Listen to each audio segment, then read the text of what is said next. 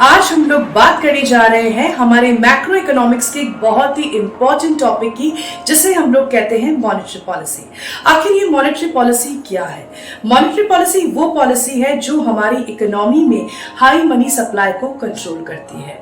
आखिर इस monetary policy को कौन कंट्रोल करता है? इस मॉनेटरी पॉलिसी को कंट्रोल करता है हमारा सेंट्रल बैंक, जिसे हम लोग कहते हैं रिजर्व बैंक ऑफ इंडिया, जो कि सारे कमर्शियल सेक्टर एंटरप्राइजेस की एपेक्स बॉडी है। अब क्वेश्चन ये आता है कि मॉनेटरी पॉलिसी हमारी इकोनॉमी में मनी सप्लाई को किस तरीके से कंट्रोल करती है। तो चलिए हम लोग समझते हैं। मॉनेटरी पॉलिसी टू टाइप्स की होती है। Point number 1 expansionary monetary policy and point number 2 contractionary monetary policy. Expansionary monetary policy में क्या होता है? एक्सपांशनरी मॉनेटरी पॉलिसी जब ऑप्ट की जाती है जब हमारी इकोनॉमी में मनी सप्लाई की कमी होती है, जब हमारी इकोनॉमी में मनी की स्कैसिटी होती है, लोग अनएम्प्लॉयड होते हैं, लोगों के पास जीडीपी जो होती है वो घटने लगती है, ग्रॉस नेशनल इनकम घटने लगती है, पर कैपिटल इनकम घटने लगती है, मार्केट में डिमांड घट जाती है, बेरोजगारी बढ़ जाती है। तो इस सिचुएशंस में मनी सप्लाई को तो बढ़ाना पड़ेगा। Reserve bank of India monetary policy के ऊपर एक हरी झंडी लगाता है कि फटाक से रेट ऑफ इंटरेस्ट को रिड्यूस कर दीजिए। जैसे ही रेट ऑफ इंटरेस्ट रिड्यूस होती है, लोन सस्ते होते हैं, इन्वेस्टमेंट बढ़ता है, प्रोडक्शन बढ़ता है, एम्प्लॉयमेंट बढ़ता है, इनकम बढ़ती है और घटती हुई मनी सप्लाई इस पॉलिसी के ऑप्ट करने से बढ़ जाती है। तो इसका भावार्थ क्या है? इसका क्या मतलब है कि एक्सपेंशनरी मॉनेटरी पॉलिसी जब ऑप्ट की जाती है जब हमारी इकोनॉमी में मनी की सप्लाई कम होती है, और उस मनी सप्लाई को कम करने के लिए बैंक रेट को क्या किया जाता है? घटा दिया जाता है। अब आती है फेज नंबर 2, जिसे हम लोग कहते हैं कॉन्ट्रैक्शनरी मॉनेटरी पॉलिसी। आखिर कॉन्ट्रैक्शनरी मॉनेटरी पॉलिसी कब ऑप्ट की जाती है? कॉन्ट्रैक्शनरी मॉनेटरी पॉलिसी जब ऑप्ट की जाती है जब हमारी इकोनॉमी में लोगों के पास बहुत पैसा आ जाता है। अब जब लोगों के पास ज्यादा पैसा आता है तो इलीगल काम भी बढ़ने लगते हैं, लेकिन हमारे देश को चलाने के लिए राष्ट्रीय आय हमेशा लीगल सोर्सेस से होनी चाहिए और मनी सप्लाई भी लीगल सोर्सेस से होनी चाहिए। इसीलिए मॉनेटरी पॉलिसी क्या करती है? उस हाई मनी सप्लाई को कंट्रोल करने के लिए बैंक रेट बढ़ा देती है। जैसे ही बैंक रेट बढ़ती है, सेविंग्स पे हाई ब्याज मिलने शुरू हो जाते हैं, लोन्स महंगे हो जाते हैं, सेविंग्स बढ़ती है, इन्वेस्टमेंट कम होता है, प्रोडक्शन कम होता है, एम्प्लॉयमेंट कम होता है, इनकम कम होती है, और वो जो एक्सेसिव मनी सप्लाई होती है ना, वो कंट्रोल हो जाती है। तो कॉन्ट्रैक्शनरी मॉनेटरी पॉलिसी कब ऑप्ट की जाती है? जब ऑप्ट की जाती है जब हमारे इकोनॉमी में एक्सेसिव मनी सप्लाई को कंट्रोल करना होता है और उसके लिए बैंक रेट को बढ़ाया जाता है। चलिए अब हम लोग आपको इस हैंडमेड नोट्स के द्वारा मॉनेटरी पॉलिसी के बारे में आपको बताते हैं। मॉनेटरी पॉलिसी क्या है, इसके क्या टूल्स हैं और ये किस तरीके से हमारी इकोनॉमी में वर्क करती है। Please just have a brief glimpses of this handmade notes. I hope it's very fruitful for you. क्योंकि क्या होता है ना, एग्जाम्स में आप लोग बच्चों से जब कोई चीज़ें पूछी जाती है तो आप इतनी लंबी चौड़ी बातें लिख देते हैं, लेकिन आपकी लंबी चौड़ी बातों से किसी को कोई लेना देना नहीं है। वो आपसे केवल पॉइंट टू पॉइंट बात पूछेंगे। होप्स आपकी कॉन्सेप्ट्स और आपकी बात उस जो बंदा आपसे पूछना चाह रहा है वहां तक पहुंच जाए। तो इसी के साथ आपको एक क्वालिटी नोट्स की मैं आपको जानकारी दूंगी। Just have a brief glimpses of it. चलिए अब हम आप लोगों को ले सकते हैं हमारे मॉनेटरी पॉलिसी के एक बहुत ही इम्प्रेसिव नोट्स की तरफ। आप देख सकते हैं कितना अच्छे से और कितना इम्प्रेसिव वे में हम लोगों ने ये नोट्स स्टूडेंट्स के लिए बनाए हैं। क्योंकि स्टूडेंट्स क्या होते हैं ना, पढ़ नहीं पाते, उन्हें नोट्स नहीं मिलते, वे समझ नहीं पाते और उन लोगों को तरीके भी नहीं मालूम होते हैं कि अपनी बात को किस तरीके से रिप्रेजेंट करना है। क्योंकि लाइफ में प्रेजेंटेशन ही तो सबसे बड़ा इम्पॉर्टेंट है। If you have an good presentations then you will achieve everything. तो चलिए अब हम लोग समझते हैं हमारे मॉनेटरी पॉलिसी को। अब यदि आप लोगों से मॉनेटरी पॉलिसी के बारे में पूछा जाए तो आप सिंपल यही बताएंगे कि मॉनेटरी पॉलिसी वो होती है जो कि रिजर्व बैंक ऑफ इंडिया के द्वारा डिसाइड होती है और ये हमारी इकोनॉमी में प्राइस स्टेबिलिटी और इकोनॉमी ग्रोथ को मेंटेन करती है। यहाँ पे हम लोगों ने बारीकी से, आप देखिए, टूल्स बता रखे हैं। हमने इनको एक फ्लो चार्ट के थ्रू बताया है है ना। अब हम लोग बात करते हैं टाइप्स ऑफ मॉनेटरी पॉलिसी की। मॉनेटरी पॉलिसी टू टाइप्स की होती है। First is expansionary monetary policy and the second is the contractionary monetary policy.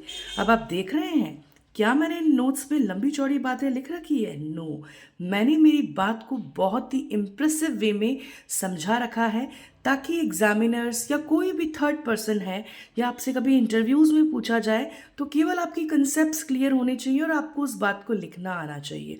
अब स्टूडेंट्स क्या करते हैं, किसी चीज़ के बारे में इतना लंबा चौड़ी हिस्ट्री लिख देते हैं। अरे भाई, आजकल किसी के पास टाइम थोड़ी ना है कि आप कहाँ कहाँ से बातें उठा के लाओगे। उन्हें से तो जो पूछा हुआ है उनका आंसर दीजिए, अच्छी लैंग्वेज में लिखिए, अच्छी राइटिंग में लिखिए, बात खत्म। तो चलिए अब हम लोग बात करते हैं एक्सपेंशनरी मॉनेटरी पॉलिसी की। स्टूडेंट्स, डू यू नो कि एक्सपेंशनरी मॉनेटरी पॉलिसी को कब ऑप्ट किया जाता है? फॉर एग्जाम्पल, इफ़ हमारी इकोनॉमी में लोग अनएम्प्लॉयड हैं, मार्केट में ग्रॉस डोमेस्टिक प्रोडक्शन घट रहा है, ग्रॉस नेशनल प्रोडक्ट घट रहा है, इनकम घट रही है, रिसेशन घट रही है, मंदी की स्थितियां हैं, तो क्या आरबीआई ऐसे ही बैठा रहेगा? क्या मॉनेटरी पॉलिसी को वो कुछ इंडिकेट नहीं करेगा? वो मॉनेटरी पॉलिसी को इंडिकेट करेगा कि फटाक से अपनी पॉलिसीज़ में चेंज करो। अब उस पॉलिसी को चेंज करने के लिए मॉनेटरी पॉलिसी एक्सपेंशनरी मेजर्स को ऑप्ट करेगा। अब एक्सपेंशनरी मेजर्स क्या होते हैं? एक्सपेंशनरी मेजर्स में हमारी इकोनॉमी में मनी सप्लाई को बढ़ाया जाता है। अब भला मनी सप्लाई कैसे बढ़े? मनी सप्लाई बढ़ाने के लिए सिंपल तरीका, bank rate mechanism. Bank rate को कर दीजिए रिड्यूस, है ना। बैंक रेट रिड्यूस करेंगे तो कोई बैंकों में पैसा नहीं जमा कराएगा, लोग सस्ती किश्तों में लोन उठाएंगे तो इन्वेस्टमेंट बढ़ेगा तो technology, informations, entertainment, educations, public sector, private sector, aircraft, oil and natural gas, petroleum, agriculture, इन सारे सेक्टर्स में पब्लिक प्राइवेट सेक्टर इन्वेस्टमेंट्स बढ़ेंगे, प्रोडक्शन बढ़ेगा तो एम्प्लॉयमेंट बढ़ेगी तो इनकम बढ़ेगी। तो बताइए, जब हमारी स्थिति में मनी की कमी थी तो इस मेजर से एक्सपेंशनरी मेजर्स को ऑप्ट करके हमारी इकोनॉमी में मनी सप्लाई को बढ़ा दिया जाता है। सेकंड स्टेज आती है कॉन्ट्रैक्शनरी स्टेज। अब कॉन्ट्रैक्शनरी स्टेजेस में क्या होता है? कॉन्ट्रैक्शनरी स्टेजेस में मीन्स पैसा बहुत ज़्यादा आ जाता है तो आरबीआई कहता है कि भाई इतना पैसा आ गया है, इसे फटाक से कंट्रोल करो, नहीं तो इकोनॉमी में इलीगल एक्टिविटीज़ होंगी। तो मॉनेटरी पॉलिसी कॉन्ट्रैक्शनरी मेजर्स को ऑप्ट करती है। इसमें क्या कर देती है? वो बैंक रेट को बढ़ाती है। बैंक रेट में हाई ब्याज दरों की आशा में लोग बैंकों में पैसा जमा कराते हैं, है ना। तो इन्वेस्टमेंट्स कम होते हैं, सेविंग्स बढ़ती है, प्रोडक्शंस कम होते हैं, इनकम कम होती है और मनी सप्लाई जो होती है वो कंट्रोल्ड हो जाती है। अब एक चीज़ और, हमारी इकोनॉमी में जब हम लोग मैक्रो इकोनॉमिक्स या माइक्रो इकोनॉमिक्स पढ़ते हैं तो हमें करंट अफेयर्स की नॉलेज भी होनी चाहिए। अब ये करंट अफेयर्स की नॉलेज आप लोगों के लिए, जो भी आप कॉम्पिटिटिव एग्ज़ाम्स फाइट करते हैं उसके लिए बहुत इम्पॉर्टेंट है।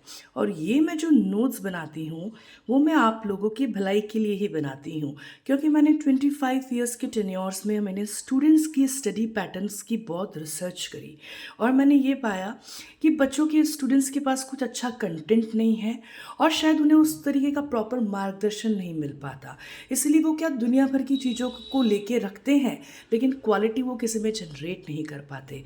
तो ये सब चीज़ें, ये जो सोशल सर्विसेज में हर उस स्टूडेंट्स के लिए कर रही हूँ जो स्टूडेंट्स वाकई में मैक्सिमम स्कोर्स को प्राप्त करना चाहता है और साथ ही साथ अपनी लाइफ में समथिंग कुछ हट के करना चाहता है और साथ ही साथ अपने कॉन्सेप्ट्स को इतना अच्छे से क्लियर करना चाहता है कि यदि कोई भी इंटरव्यूज़ में आपसे मैक्रो माइक्रो के कोई भी क्वेश्चंस पूछे तो आपको किताबों को खंगालने की ज़रूरत न पड़े।